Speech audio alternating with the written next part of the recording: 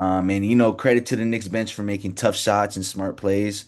Um, yeah, man. I mean, we just kind of got to bite the bullet on this one. I think, like you said, this is a great learning experience for our rookies, for our young players, and even though there's a huge chance that we're gonna lose the series, I think again, this is probably the best situation that the Sixers have had in a long time, and there's a lot of interesting moves that they can make from this deadline, or I guess from this point onward for the end of the season. And I'm actually more optimistic than I have been in previous years. So, yeah, man. You got anything else to say before we go into the next games? Yeah, I think I'm interested to see what they're gonna do team building wise. Especially the draft. I'm really Yeah, interested to see how that's gonna work. Um, because there gonna be a there should be a good amount of interesting players on the board. I know like not everybody has made their decision yet whether they're gonna stay in the draft or like go back to school.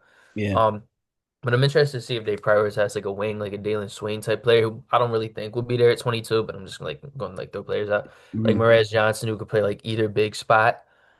He would be cool. Or like Alan Graves, who is like just a power forward who like rebounds the ball really well and shoots the ball well. So I'm kind of excited to see like I'm going to like put on my Daryl Morey hat and try to think like him because I'm Yeah, usually pretty yeah, good yeah. at guessing like who he's going to draft.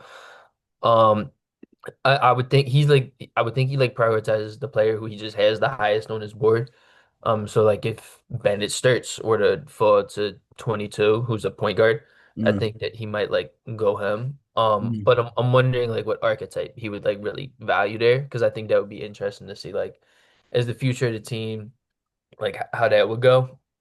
I think it would be an interesting move to like try to consolidate some of our future picks to try to get multiple first round picks this year in such a good draft because I do think there are so many players that would really fit our team, but I don't really see us doing that. Like kind of like what the Timberwolves did, like to trade up for Rob Dillingham. Like they Yeah, threw yeah, two yeah, firsts and like the Spurs to get a top 10. And I'm not saying we gotta like get a top 10 pick.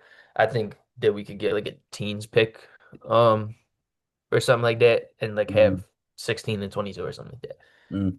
or 17 and 22. I think that would be interesting too, and just like try to get on one timeline with like Yeah, Maxi yeah, yeah. That and makes BJ sense. because you know what I mean? Because it gets really tricky. Like if you have like first in like 2028 or something like that, and Tyrese Maxey is like pushing 30, and then Yeah, you got yeah, BJ in his prime, and then you're trying yeah, to develop those guys.